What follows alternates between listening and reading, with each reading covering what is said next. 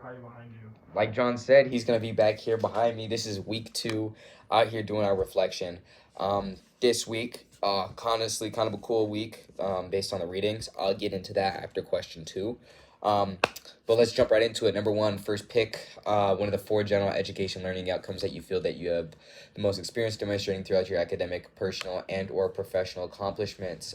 In your own words, define what this learning outcome means to you. So I chose to use understand and value differences. For me, last year I had an international roommate, and all of his friends were international. We all hung out together, a bunch of kids from different countries, different religions, and it was kind of figuring out why everybody was different, how they all kind of worked together, and you kind of learn to appreciate people's differences. As friends, we're still gonna make fun of each other, but it was really like I got to experience Muslim culture, and a different in iftar during Ramadan, which was something that was really cool. My roommate, he was Buddhist, so I got to experience different Buddhist traditions. Kids from different countries as well, like they're from Bangladesh, India, Korea, Japan, Vietnam, and it's just all coming together and sharing our differences, which was something that was really cool to experience all of last year for myself. B. Describe how the readings and the videos this week deepened your understanding and contribute to the ways you understand the general education learning outcomes. So, like I said, when I was getting to this one, during the readings, the first reading about communication, for me, was cool because the author of that one was my University 101 professor. And I don't really remember.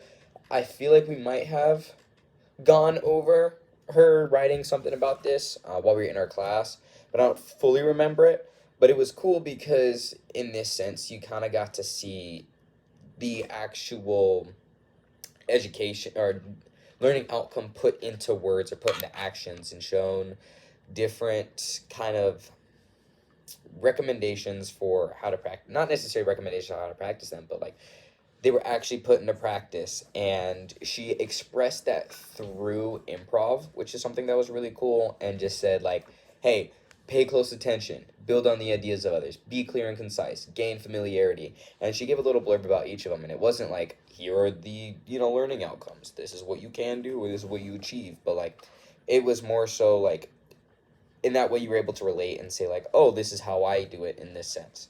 And see, how does this learning outcome show up in your personal life, professional life, and/or for you as a member of community? Like I stated in A, these are some of my best friends, hang out with every day.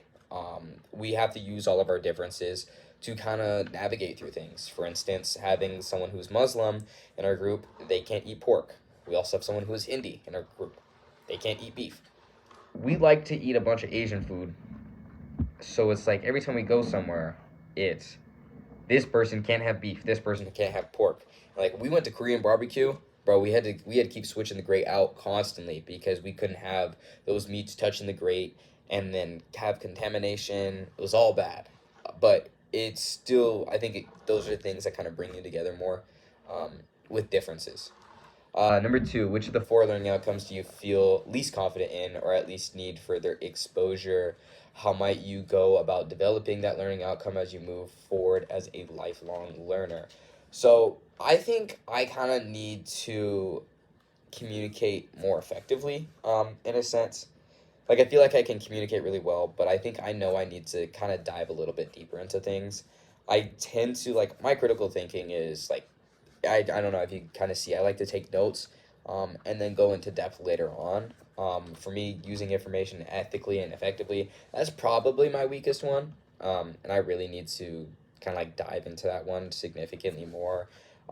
Using my information in the right ways, providing the information better rather than providing it jumbled is something that is probably something that I need to go into more depth about. And the critical thinking and the information kind of might be able to pair into each other with